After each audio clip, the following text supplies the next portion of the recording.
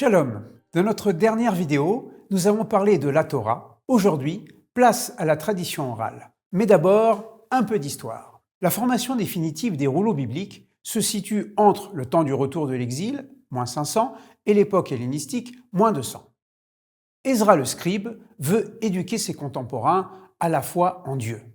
Pour ce faire, il favorise le développement de synagogues pour y enseigner la Torah, les prophètes et élabore un début de liturgie. Le Shabbat et les fêtes, jour chômé, le lundi et le jeudi, jour de marché, le rouleau de la Torah est lu en public. L'évangile de Luc confirme d'ailleurs ce rituel sabbatique. La première lecture publique de la Torah est décrite dans le livre de Néhémie au chapitre 8, le binôme d'Ezra, quand Ezra et les Lévites font une lecture explicite, c'est-à-dire traduite de l'hébreu en araméen, la langue du peuple revenu d'exil.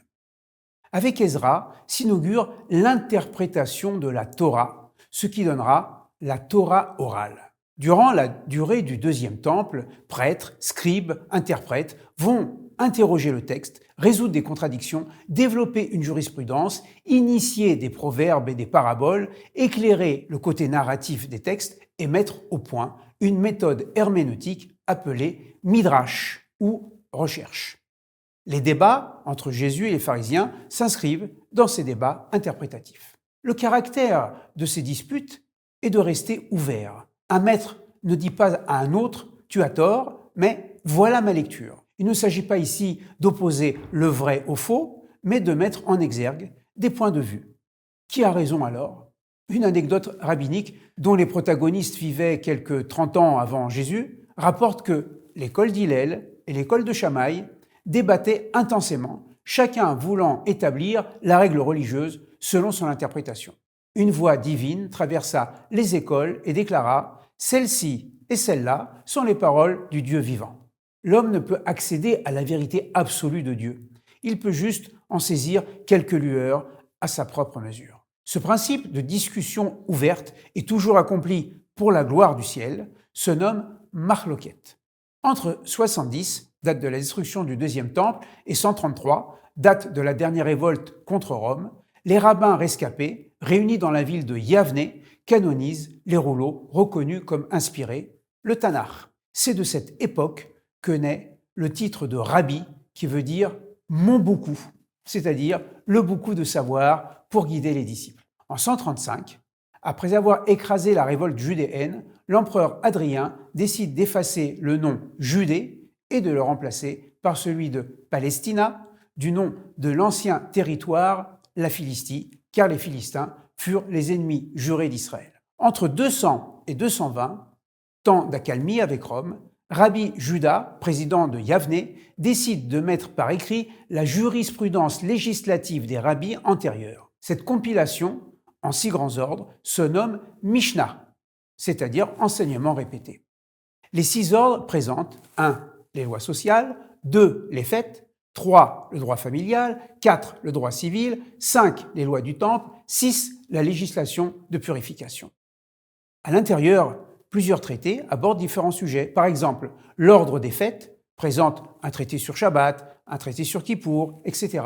Dans la Mishnah, les avis des rabbis sont mentionnés sans livrer l'herméneutique qui amène à leur conclusion. Ce sera le travail des successeurs de développer les opinions. Pourquoi tel rabbi a énoncé telle opinion? Sur quel verset se fonde-t-il? Quelles règles devrait-on suivre au final? Ce complément se nomme Gemara. Mishnah plus Gemara donne le terme générique Talmud, ce qui est étudié. La compilation judéenne du Talmud du IVe siècle donnera le Talmud de Jérusalem, en mémoire de l'ancienne capitale davidique. La compilation babylonienne du VIe siècle donnera le Talmud de Babylone. Grâce à l'invention de Gutenberg, le Talmud sera diffusé dans les communautés juives d'Europe de l'Est, dites Ashkénazes, qui veut dire d'Allemagne, puis du Maghreb, dites séfarades, qui veut dire d'Espagne. Le premier Talmud de Babylone fut imprimé par un chrétien, Daniel Bomberg, au XVIe siècle à Venise. Depuis, toutes les paginations du Talmud reproduisent celles de Bomberg. Voici une page du Talmud. En haut, le titre du traité, ici le numéro du chapitre, ici le texte de la Mishnah, ici le développement de la Gemara. Sur une colonne, le commentaire de Rachi, 1040-1105, sur l'autre colonne, le commentaire des disciples de Rachi qui vivaient tous autour de Troyes en Champagne. Avec le Talmud, la bibliothèque juive s'augmente d'une œuvre de près de 3000 folios recto-verso. Si certains avis portent des mentalités patriarcales, misogynes ou hostiles à la gentilité, d'autres rabbis défendent la modernité, l'égalité et la fraternité entre Israël et les nations. C'est pourquoi l'expression « le Talmud a dit » ne signifie rien. Il serait plus honnête de dire « tel rabbi a dit ceci » et « tel rabbi a dit le contraire ». Par la suite, d'autres traditions orales seront imprimées dans des ouvrages tels le Midrash Rabbah ou Midrash Tanhuma, etc.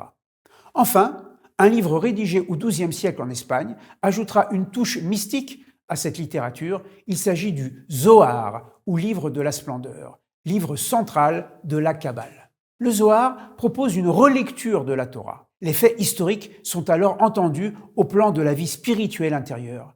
La lutte entre Pharaon et Moïse traduit celle entre le mauvais et le bon penchant. La sortie d'Égypte exprime sa propre libération.